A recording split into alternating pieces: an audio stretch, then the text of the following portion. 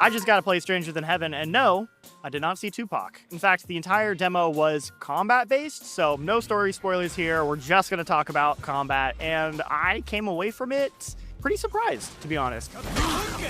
For those of you unaware, the way Stranger Than Heaven's combat works is it is dynamically left and right based. So left bumper and left trigger control your left hand, and right bumper and right trigger control your right hand. Then on top of that, there is different weapon types. I think there's like 15, 17 plus in the actual game, but in the demo, we only got to play with 3, which is a knife, a giant like crowbar, and then your fists. I guess your fists count as weapons. So got to kind of go through a series of combat trials with the different characters, each kind of focusing on using one of these different weapon styles. The first being just your fists. And the first thing I did is I tried to just mash the button and punch them like I'm playing a Yakuza game, and I died immediately.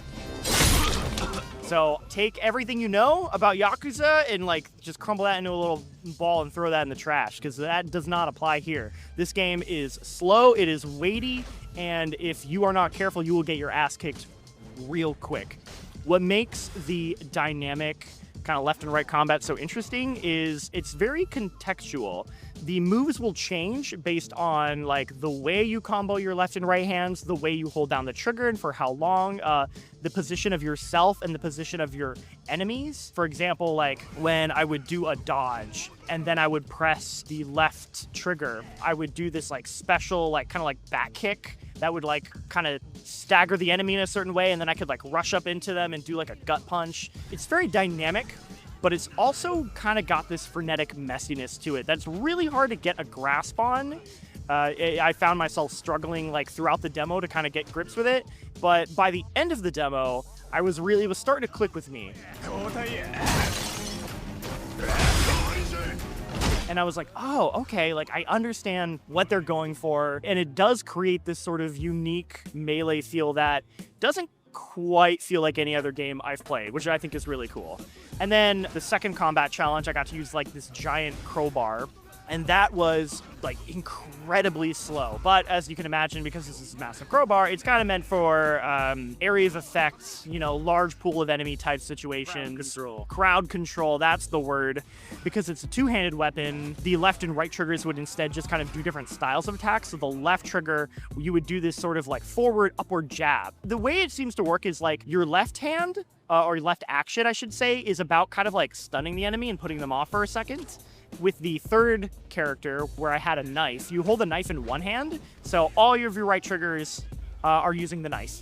But then your left hand is kind of doing these punches. So there's this move you would do where you would like get up close to the enemy, you would tap the left trigger, you would do like a quick little jab punch like in the face, and then they get stunned, you would immediately follow up with your knife and just like stab them right in there. That final encounter was a solo encounter against not like a boss, but like a high level enemy who had like this huge health pool. He was kind of like the big challenge of the demo, and it really like forced me to learn and really like get comfortable with every intricacy of what I've been doing and the way the combat works, because I got my ass handed to me many times. I actually thought I wasn't gonna beat it, but then one of the people, you know, hosting the event actually told me that there is a parry mechanic that I didn't realize was in the game.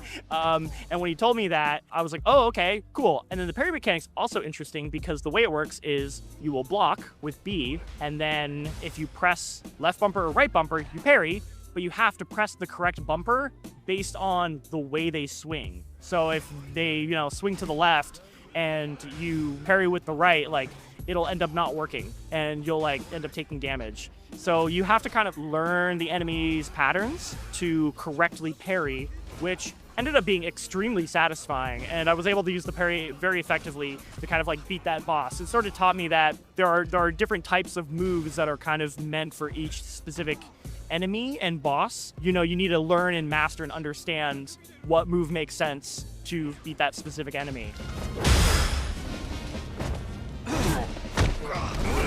If I had to sum my time with it, I would say I started it confused and unsure, but by the end of the demo, I got to spend enough time with the combat that it's like I understand the vision. I get what they're going for, and I actually think it feels really cool and unique. I'm a fan. of this combat. I think it's pretty neat. I think it's very different. It stands apart from any other melee combat I've ever played in this style of game. And it actually has me like really excited to check out more of it. Unfortunately, I don't know much else about the game as far as like story and gameplay. So that's something that hopefully we'll get a chance to check out more so we can really dive into, because like, man, the heck is up with Tupac? Anyway, I'm John Luke. This is GameSpot. If you want to see more coverage of Stranger Than Heaven or all things video games, check us out.